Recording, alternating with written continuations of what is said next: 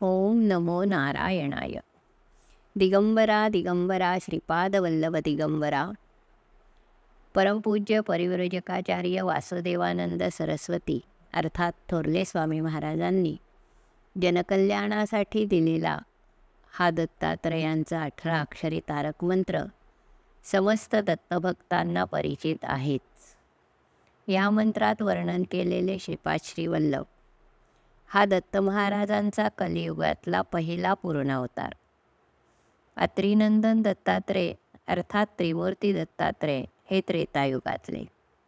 त्या देहानेही ते आजही भक्त कामकल्पद्रुम म्हणून कार्य करीत आहेतच. पण त्या अवधूताला असं वाटलं असेल, या अवतारात सर्वसामान्य जन माझ्यापर्यंत पोहोचू शकत नाही, म्हणून की काय महाराजांनी हजार मातांचं कारुण्य एकत्र करून आणखी एक परम करुण अवतार धारण केला, तो हा श्रीपाद श्रीवल्लभांचा. आजपासून आपण श्रीपाद श्रीवल्लभांच्या काही निवडक कथा ऐकणार आहोत. सुरुवातीला आपण श्रीपादांच्या जन्माची कथा ऐकूया. श्रीपाद श्रीवल्लभांचा जय जयकार असो. आंध्र प्रदेशात मल्लाद्रीपूर गावी हरितस गोत्राचे एक महापंडित राहत होते.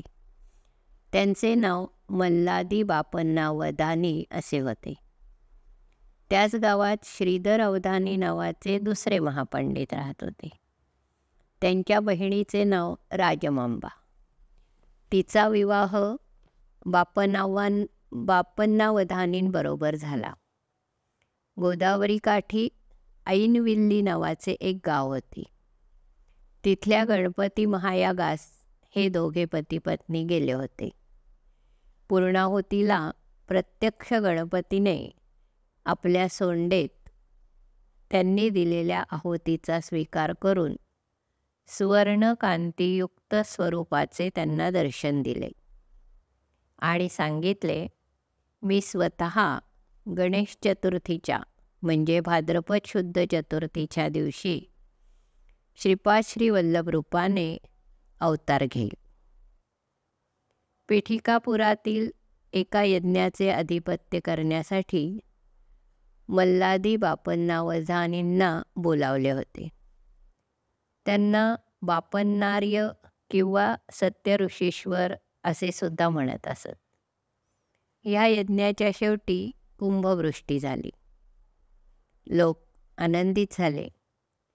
सत्य ऋषीश्वर ज्या द्रव्यास शुद्धी नसेल असे द्रव्य स्वीकारित नसत.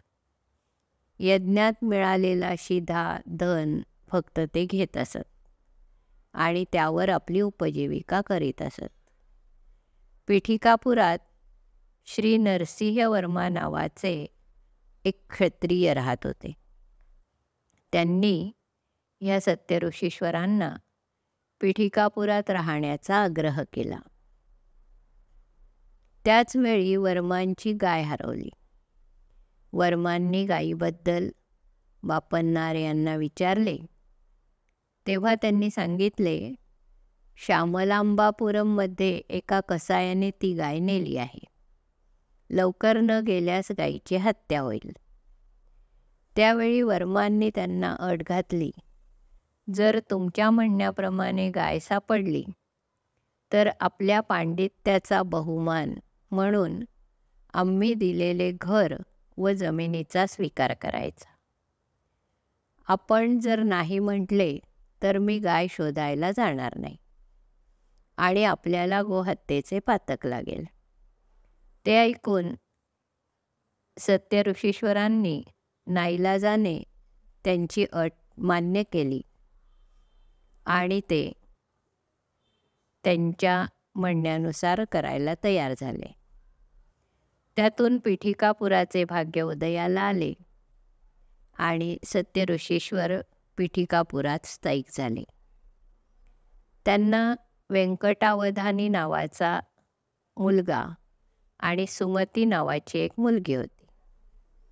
त्या मुलीच्या पत्रिकेत सर्व शुभलक्षणे असून तिची चाल महाराणीला लाजवेल अशी होती, म्हणून तिचे नाव सुमती महाराणी असे पडले होते.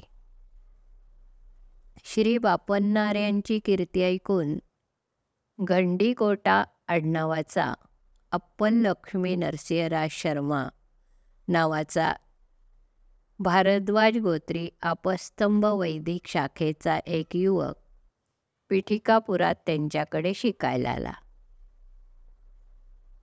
या युवकाकडे कालाग्निक शमन नावाची एक दत्त महाराजांची मूर्ती होती. मात्र ही मूर्ती फक्त धातूची मूर्ती नसून प्रत्यक्ष सगुण साकार परमेश्वराची मूर्ती होती. पूजेच्या वेळी दत्त महाराज त्यांच्याबरोबर स्पष्ट बोलत असत, आदेशसुद्धा देत असत. त्या दत्त महाराजांनीच अप्पलराजांना पीठिकापुरमला जायला सांगितले होते.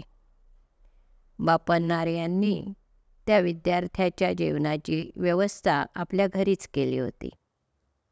श्री बापन्नार्य शनिप्रदोषाच्या दिवशी शिवाची आराधना करीत असत.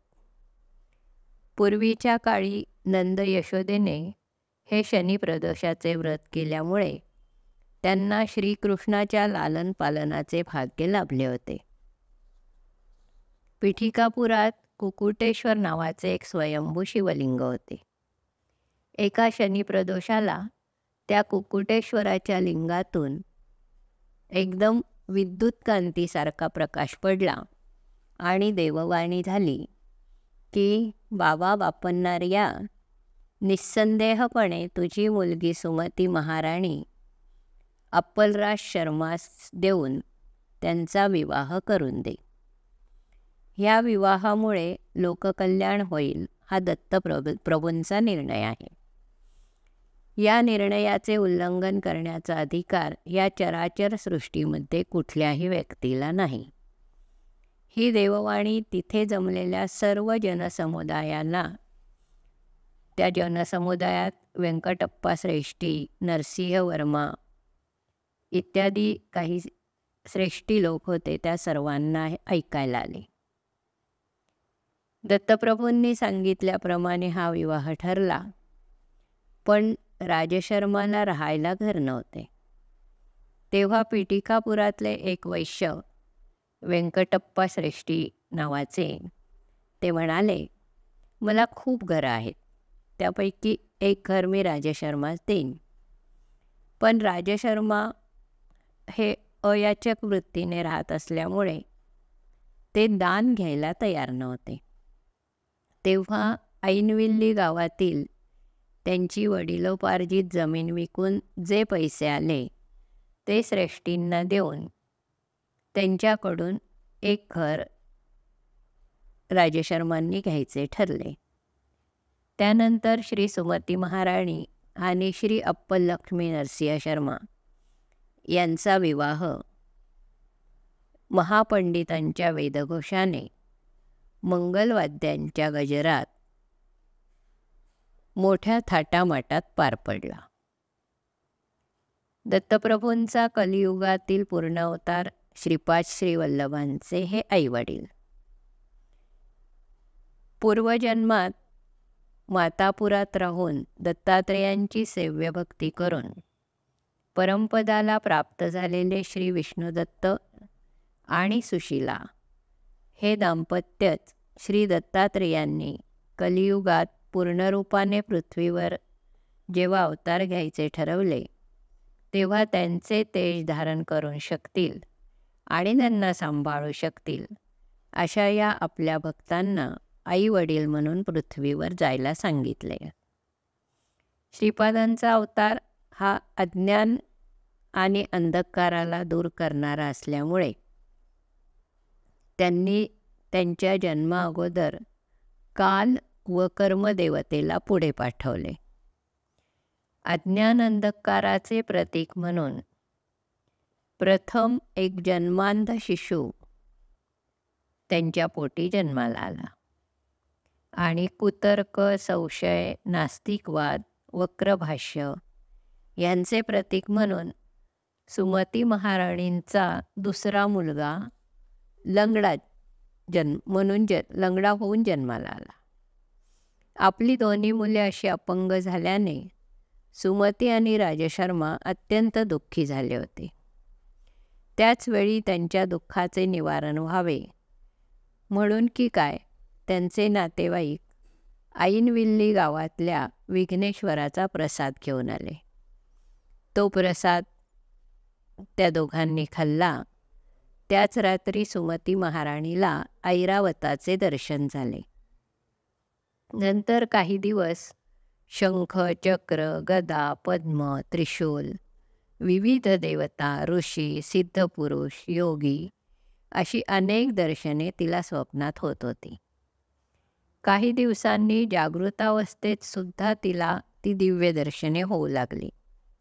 डोळे झाकले की दिव्य कांतिमय समाधीत मग्न योगी, मुनी, ऋषी यांचे अद्भुत दर्शन तिला होत असे.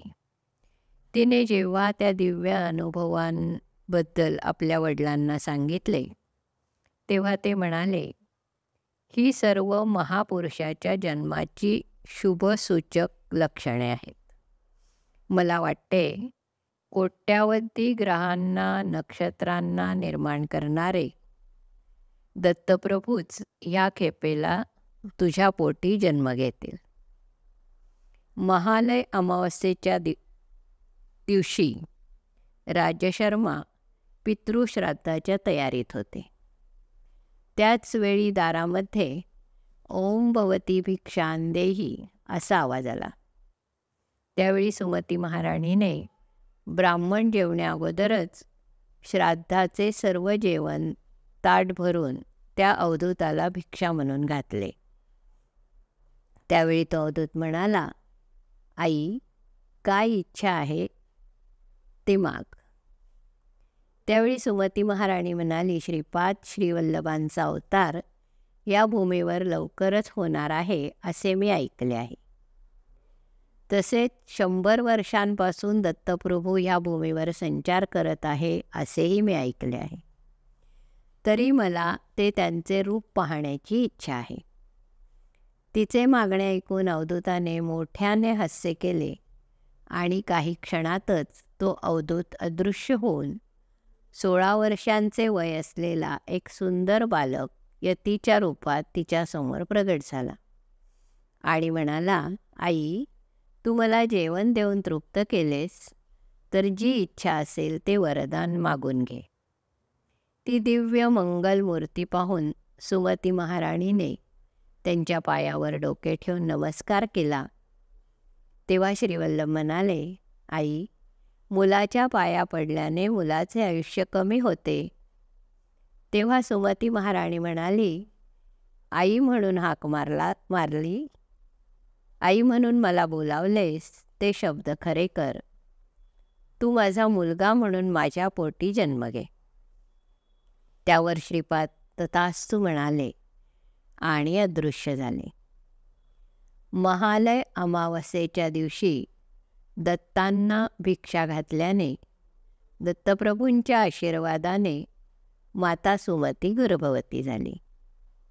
श्रीपाद हे ज्योतिस्वरूप असल्यामुळे अप्पलराज आणि सुमती महाराणी योगनिष्ठेमध्ये असताना त्यांच्या नेत्रातून योगज्योती प्रगट होऊन तिने मातेच्या गर्भात प्रवेश केला आणि 9 महिन्यानंतर केवळ ज्योतिरूपानेच ती बाहेर आली आणि दत्तप्रभू पृथ्वीवर प्रगट झाले.